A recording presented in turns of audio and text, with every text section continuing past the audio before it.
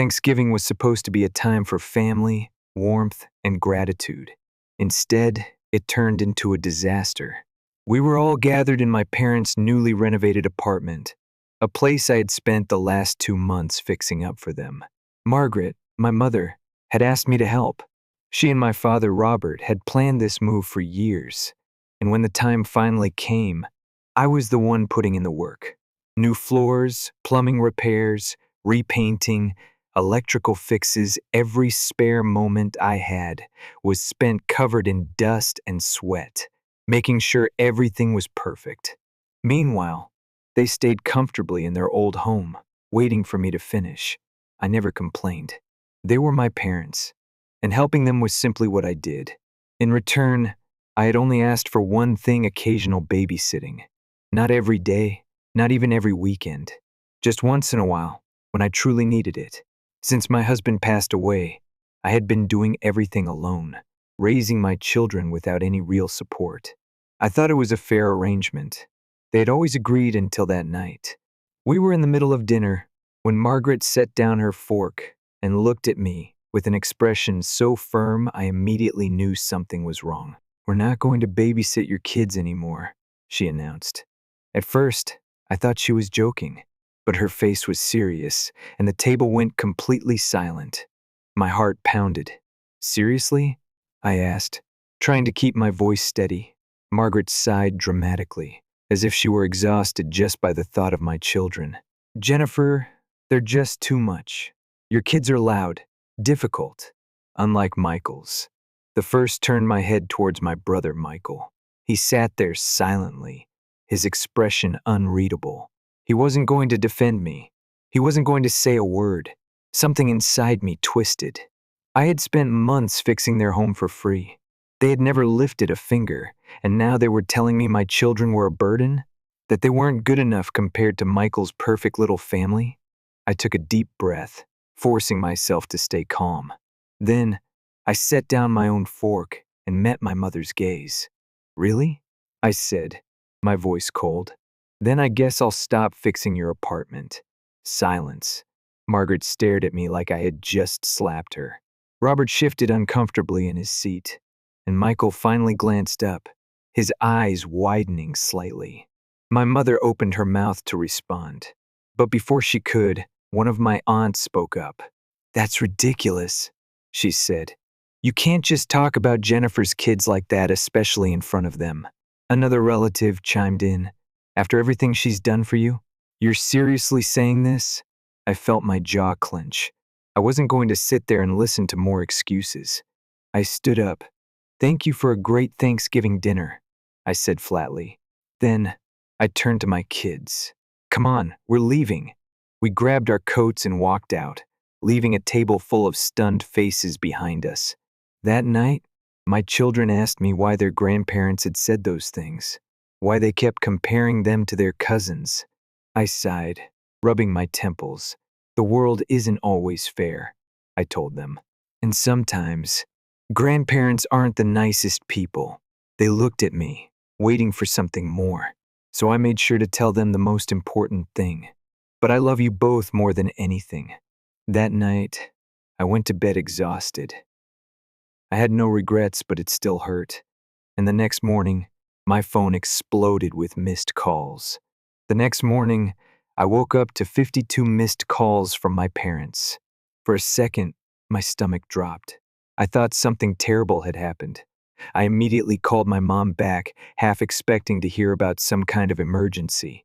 But the moment Margaret picked up, she launched into a furious rant as if I had set their entire apartment on fire. "Jennifer, you need to come over, now." I frowned. "Why? What happened?" She dodged the question, just kept insisting. Then Robert got on the phone, his tone tense but controlled. "Just come, Jennifer. We need to talk." I wasn't stupid. I knew exactly what this was about, but I also knew I had to go. My kids still had some things at their place, and I wasn't going to leave their stuff behind. When I arrived at their apartment, the atmosphere was suffocating. My mother was pacing back and forth. My father stood in the kitchen with his arms crossed. And Michael, who apparently had decided to get involved, was sitting on the couch like he was the judge in some kind of family court. The second I shut the door behind me, it started. Margaret spoke first. "Jennifer, don't you think you overreacted?" I raised an eyebrow. "Overreacted?" Robert exhaled sharply. "Look, we're sorry if we hurt your feelings, but you can't just refuse to finish the apartment over something like this." I almost laughed. There it was, the real reason they called me over. Not because they felt bad, not because they realized they had hurt me or my kids. It was because they needed me to finish the work. I shook my head. "So let me get this straight," I said, my voice eerily calm. "You called my kids a burden, said they were too much for you, compared them to Michael's kids in front of everyone. And now that I say I won't keep fixing your apartment for free, suddenly I'm the problem?" Margaret put a hand to her chest, looking deeply offended. "That's not fair, Jennifer. We've done so much for you." Michael finally spoke up. "Mom, Dad, you really shouldn't have compared the kids like that." For the first time, my parents actually looked surprised. Margaret blinked at him.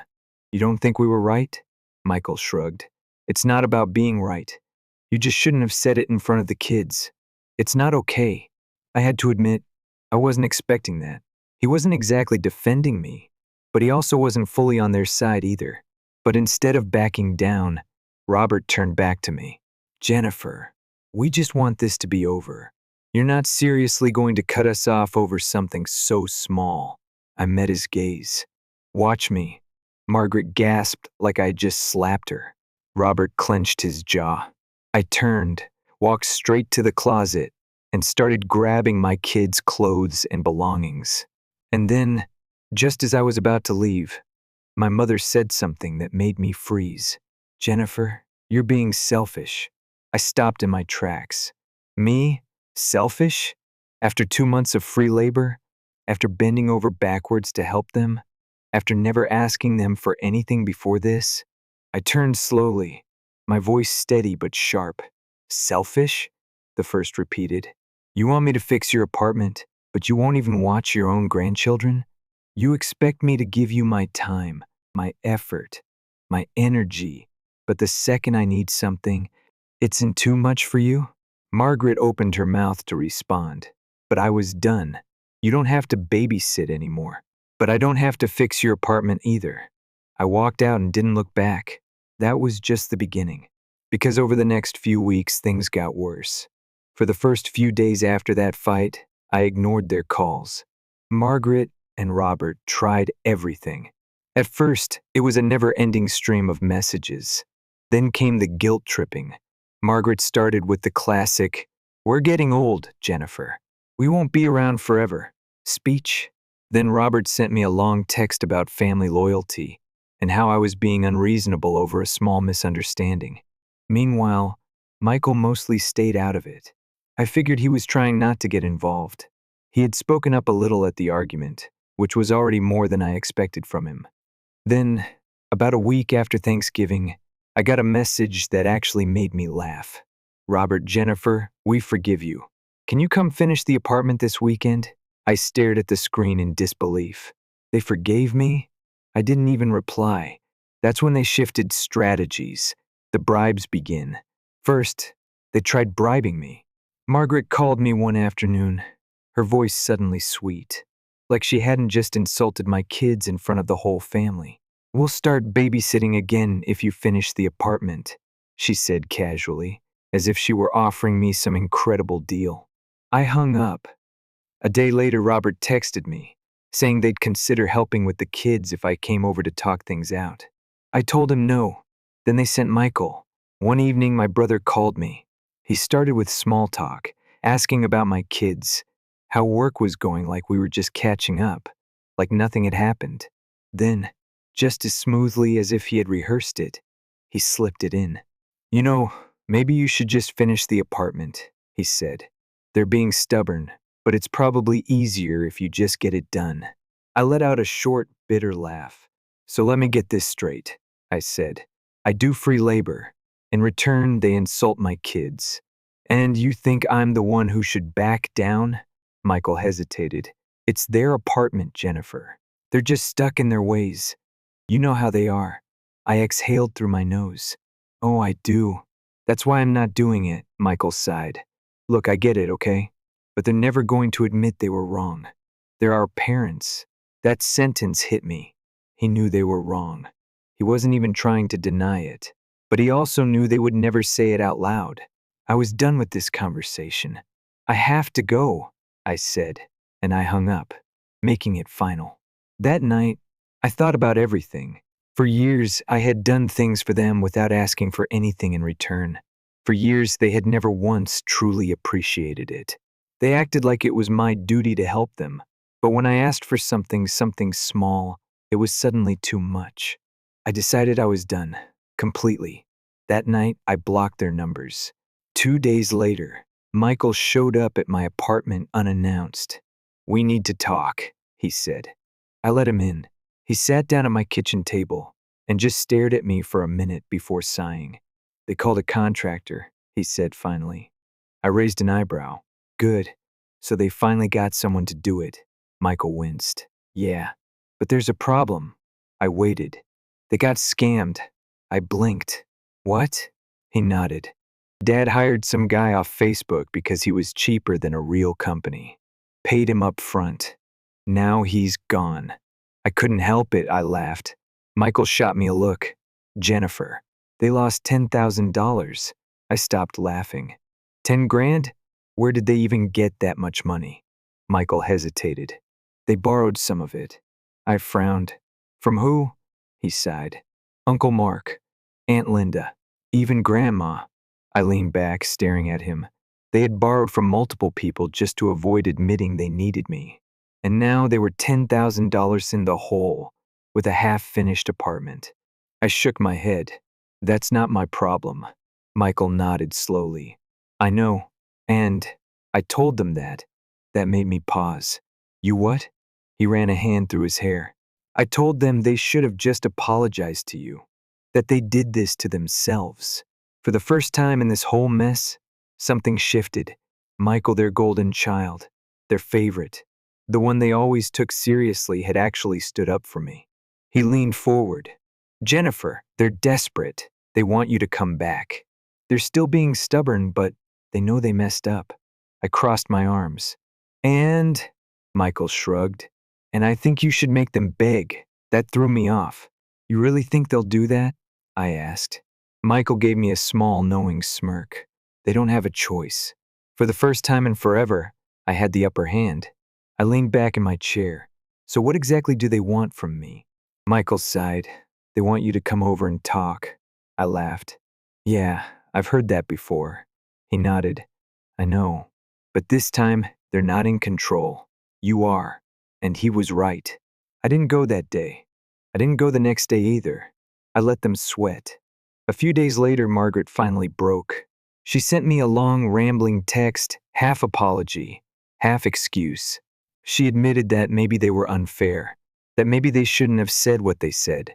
But the funniest part? We should have handled things differently. But you also overreacted. I actually laughed when I read it. Even when they were desperate, they still had to throw in some blame. I ignored the message. Then Robert tried. His was shorter. Jennifer, we need you. Come back and finish the apartment. We'll figure everything else out later. No apology. Just we need you. I ignored that too. Then Michael called me again. Okay, he said.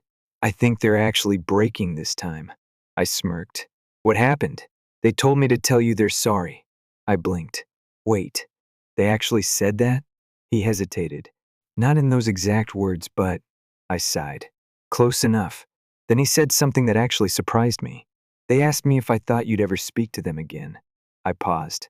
For the first time, they weren't just worried about the apartment. They were scared. Scared that they had pushed me too far. And honestly, they had. But I agreed to meet them. Not because I wanted to, but because I wanted to hear them say it. I didn't rush to meet them. I let them sit in their mess for a few more days. Let them wonder if I'd ever call back. Let them feel what it was like to need something from someone and be ignored. Then, finally, I agreed to go, but on my terms. When I walked into their apartment, the energy was different. The usual overconfidence? Gone. The way Margaret always carried herself like she was the matriarch of the family. Always right? It had crumbled. She looked like she had been crying.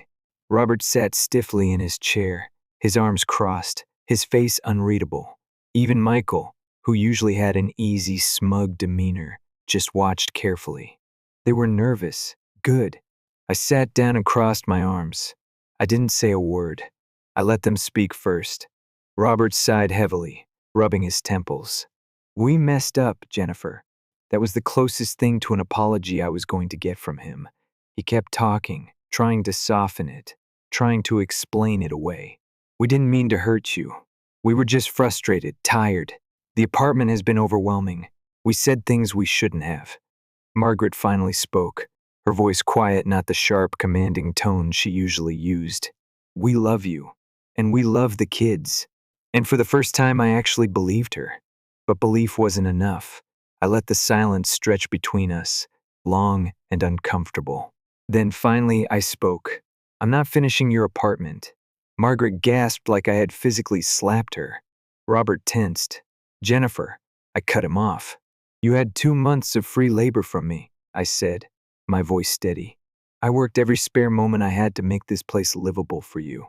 I never asked for anything except for a little bit of help with my kids. I leaned forward. And what did you do? Silence. I let them sit in it. I tilted my head slightly. You told me they were a burden, that they were too much, that they weren't as well behaved as Michael's kids. Margaret opened her mouth, but I held up a hand. You don't have to babysit anymore, I said. But I don't have to fix your apartment either. Silence. Margaret looked like she wanted to argue, but she didn't. Robert looked down at the table, his jaw tight. Michael? He just watched, nodding slightly. Then I stood up. But, I said, I'm willing to move forward. Margaret's head snapped up. Robert looked at me warily. But only if you understand a few things, I continued. First, I don't owe you anything. I looked directly at Robert when I said it. Second, you will never compare my kids to Michael's again. I looked at Margaret this time, watching as she swallowed hard. And third, if I ever choose to help you in the future, it will be because I want to. Not because you expect it. They both nodded, because they had no other choice. And that was it. I left that day knowing I had won. The shift after that conversation, things didn't magically fix themselves. Margaret and Robert weren't suddenly different people. They still tried, here and there, to push boundaries, but I was done letting them. And they knew it. For the first time, I wasn't just their daughter. I was someone they had to respect. For weeks it was quiet. No unnecessary phone calls. No guilt trips. Just silence. And honestly, it was almost peaceful. Then, one afternoon, I got a text from Margaret. Margaret, can we take the kids this weekend? We miss them. I stared at the message for a long time. This was the same woman who had called them a burden. The same woman who had compared them to Michael's kids in front of them. And now she missed them? I wanted to ignore it, but instead I turned to my kids. Do you want to go? I asked them. They hesitated. Ben, my youngest, looked uncertain. Emily, my oldest, crossed her arms. Are they going to be weird again? She asked. I was honest. Maybe. They thought about it. Then Emily shrugged. I guess we can go. So I sent a quick reply. Me? Sure. I'll drop them off at 5. The first visit that weekend, when I dropped them off, Margaret and Robert were different. Margaret was overly nice, like she was trying too hard to prove she wasn't the bad guy. Robert was quiet.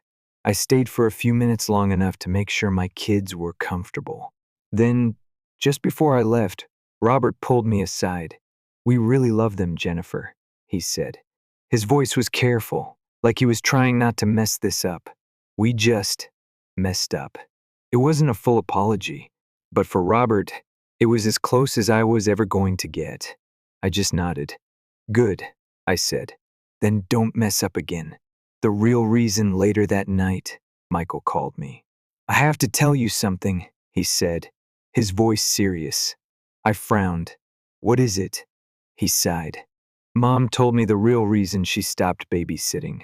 I sat up, Because they were tired, right? Michael hesitated. No, he said. That wasn't it. At least, not the whole reason. I felt a cold weight settle in my chest. Then what was it? He took a deep breath. They were jealous. I blinked. Jealous? Of what? Michael was quiet for a second. Then finally he said it. Of you. I frowned. That doesn't even make sense, Michael exhaled. It does to them. He hesitated before continuing. They felt like they lost control. Like people were seeing you as the responsible one, the good one. And they hated that. I sat there, trying to process this. My own parents weren't just tired of babysitting. They were bitter. Bitter that I was a good mother. Bitter that, for the first time, I was the one people sided with. Bitter that I had become the center of attention when they were used to it being Michael. It was insane. It was sad. And it only confirmed one thing for me. They were never going to change. I didn't tell Margaret or Robert what Michael said. It wouldn't have changed anything. But it did change how I treated them. From that moment on, everything was on my terms. If they wanted to see my kids, only if my kids wanted to see them. If they wanted my help, they had to ask, not expect. And if they ever disrespected my kids again, that would be the last time they ever saw them. And the best part? They knew it. For a while, things stayed civil. Margaret and Robert were on their best behavior. They didn't push. They didn't guilt me. And most importantly, they never asked me to help with the apartment again. It was almost as if they had finally learned. Until they hadn't. The Facebook post. One Sunday afternoon, my phone buzzed with a message from my aunt. Aunt Linda, Jennifer, did you see what your mom posted on Facebook? That was never a good sign. I opened the app, and there it was. A long dramatic post from Margaret, talking about how families should always help each other, how some people forget where they came from, and how it's sad when your own child turns their back on you after everything you've done for them. She didn't say my name, but every single person who read it knew exactly who she was talking about. And the best part? She ended it with, "At least we still have our amazing son, Michael, who never left us." I stared at the screen, my blood boiling. After everything? After begging me to come back, after admitting they were wrong, after losing $10. Because they refused to ask me for help, she still couldn't help herself. She still had to play the victim, still had to paint herself as the poor, abandoned mother, still had to turn this into some petty, public pity party. I didn't text her. I didn't call her. I commented directly on the post. Me. You're right, Mom. Families should help each other. That's why I spent 2 months fixing your apartment for free while you sat in your old home doing nothing. That's why I asked for nothing in return except for basic respect for my children. And when you called them a burden and compared them to Michael's kids, I realized that you don't want family. You want servants. And I'm not playing that role anymore. I hit send. Then I sat back and watched the floodgates open. The internet reckoning. The first comment came from my uncle. Uncle Mark. Wow. I didn't know the whole story. This is messed up. Then another. Aunt Linda, Jennifer is right. You took advantage of her. She gave you everything, and you repaid her by insulting her children. Unbelievable. And then, Grandma, you told me you needed money because Jennifer refused to help you, but you never told me why. Now, I see the truth. Comment after comment. People called them out. People took my side. And then the best one, Michael. Michael, I love Mom and Dad, but Jennifer is telling the truth. They treated her unfairly, and she has every right to walk away. I blinked.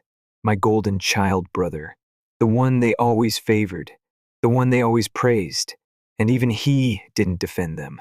Margaret and Robert's reputation crumbled in real time. And then, about an hour later, the post was deleted. The final apology. A few minutes later, my phone buzzed. Margaret was calling me. I didn't answer. Then a text. Margaret, was that really necessary? I smirked. Me. Was your post necessary? Silence. For the first time in my life, I had called her out publicly, just like she had always done to me. A few days later, I got a message from Robert. It was short. "Robert, we were wrong. We're sorry." No excuses, no guilt tripping, no "but you overreacted." Just those words. And honestly, I didn't need anything else. The real consequences: I never worked on their apartment again. They had to hire someone at full price. They never tried to guilt me into anything again. If they wanted to see my kids, it was because my kids wanted to see them, not because they demanded it. And the biggest change: they never, ever compared my children to Michael's again, because they knew if they did, that would be the last time they ever saw them. The final lesson. The next time I saw them, Margaret didn't act like she was owed anything. Robert didn't sit there expecting me to offer help. For the first time, they knew their place. They knew that I wasn't their handyman, their backup plan, their safety net. They knew that I was ready to walk away, and that scared them. And honestly, that was worth everything. Story 2. I never expected my own family to turn on me. But here we are. 3 years of silence, of building my life without them. And now they suddenly want back in all, because I'm pregnant. It wasn't always like this. My older sister, Amanda, and I had a strained relationship. Sure, but I never thought she'd go so far as to sabotage the most important day of my life. We were never close growing up. She was the golden child, the one my parents doted on, while I was the afterthought. It didn't matter what I did, I was never enough to compete with Amanda, and for the most part, I didn't care. I learned to keep my distance, to carve out my own space where her shadow didn't loom over me. But when I got engaged, everything changed. Amanda had been married for a few years by then, though it wasn't exactly a happy marriage. Her husband, Ethan, had made it clear from the start that he didn't want kids. Amanda, on the other hand, had spent years convincing herself that she could change his mind. She never did. By the time I was planning my wedding, her marriage was falling apart, and she was miserable. And that's when my parents sat me down and asked me to postpone my wedding. For Amanda's sake, they said. She's already going through so much, and it would be cruel to celebrate a marriage while hers is ending. I laughed, thinking they were joking. They weren't. I refused, of course. I had spent years waiting for this moment, making sure my husband and I were financially stable, emotionally ready. I wasn't about to push everything back, because Amanda's life wasn't going the way she wanted. But my parents weren't just asking, they were demanding. When I stood my ground, they gave me an ultimatum: postpone the wedding or they wouldn't come. I called their bluff. I thought that would be the end of it. If they didn't want to come, fine. My wedding would go on with or without them. But Amanda wasn't done. At first, she played the grieving victim, telling family members how heartless I was for refusing to wait. Some sympathized with her, but not enough to take a stand. So she escalated.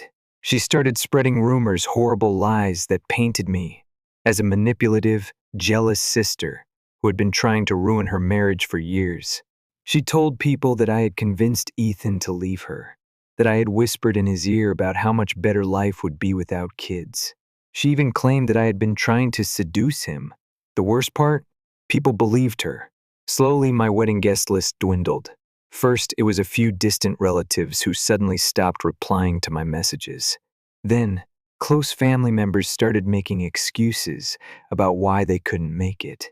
The ones who did talk to me only did so to scold me for what I did to Amanda. I didn't even bother defending myself. There was no point. By the time my wedding day arrived, nearly all of my family was absent.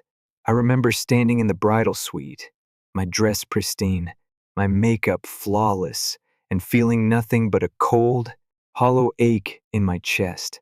The people who were supposed to love me, support me, be there for me on one of the most important days of my life had abandoned me. But I refused to let Amanda win. I walked down that aisle, surrounded by my husband's family, our friends, and the few relatives who had chosen to believe me. I smiled, I laughed, and I married the man I loved. And despite everything, it was a beautiful day. I cut Amanda and my parents out of my life after that. No second chances, no attempts at reconciliation. I built a new family with my husband and his relatives, with the friends who had stood by my side when my own blood had turned against me. For 3 years, I didn't hear a word from them. Then last week, I announced my pregnancy, and suddenly, they wanted back in. 3 years. That's how long it had been since I last spoke to Amanda or my parents. 3 years of peace, of building my own life without their drama. Then I posted my pregnancy announcement, and like clockwork, they crawled back. I should have expected it. It started with my mom. A message popped up on my phone out of nowhere. No hi, how are you? No acknowledgement of what they did. Just a simple, call me. We need to talk. I ignored it. Then my dad tried. A voicemail this time, his voice thick with fake warmth. Sweetheart, we heard the news. We're so happy for you. Let's put the past behind us and move forward as a family. Family. That word made my stomach turn. I knew better than to believe they suddenly missed me. This wasn't about me. It was about Amanda. Sure enough, by the end of the week, she reached out too. I almost laughed when I saw her name on my screen. Amanda, the same sister who destroyed my wedding, spread lies about me, and ensured my family turned their backs on me. And now? Now she was acting like we were just two sisters catching up. Hey, long time no talk. Congrats on the baby. Let's get together soon. I didn't respond, but they didn't stop. My parents kept pushing. They wanted to fix things. They wanted us to be a family again. It was so obvious what was happening that I didn't even need to ask. Amanda still couldn't have kids. Years of trying. Multiple failed IVF treatments. She was desperate. And now, suddenly, my baby was supposed to be the solution to her problems. I refused to entertain their nonsense. I ignored their texts, let their calls go to voicemail, deleted their emails without reading them. But then, one night, my mom finally said the quiet part out loud. You should let Amanda help raise the baby. It'll be like having two moms. It'll make things easier for you. I stared at the message for a long time, my hands shaking with anger. Two moms? My baby wasn't some therapy pet for Amanda to play house with. I called her immediately. The second she answered, I let loose. Are you serious? You abandoned me for 3 years, and now you want to be part of my child's life? She acted innocent. Oh, come on. It's not like that. I just want to be involved. Think about it, free babysitting, extra help. I just want to be close to my niece or nephew. I almost laughed. She wasn't fooling anyone. This isn't about helping me. This is about you not being able to have kids and trying to latch onto mine. She gasped, like I'd slapped her. That's cruel. I didn't care. You know what's cruel? What you did to me. What you did to my wedding. What you did to my reputation. And now you want to waltz back in like nothing happened? Like you didn't ruin everything? She tried to act like the victim, sniffing into the phone. I just thought this could bring us back together. I clenched my teeth. If you wanted to bring us back together, maybe you shouldn't have turned the family against me. She had nothing to say to that. The next day, my parents called, furious. Apparently, Amanda ran to them crying about how heartless I was. My dad scolded me. She was offering to help you. You don't have to be so selfish. I almost threw my phone. Oh, I'm selfish? She destroyed my wedding. And I'm the selfish one? They doubled down. She's trying so hard to be a mother. You could at least let her be part of the baby's life. That was it. I was done. No, she is not the mother of my child. I am. My husband and I will raise this baby. Not Amanda. Not you. And if you can't accept that, then you can stay out of my life. Silence. Then my mother, in the coldest voice I'd ever heard, said, You'll regret this. I hung up. And for the first time in years, I felt free.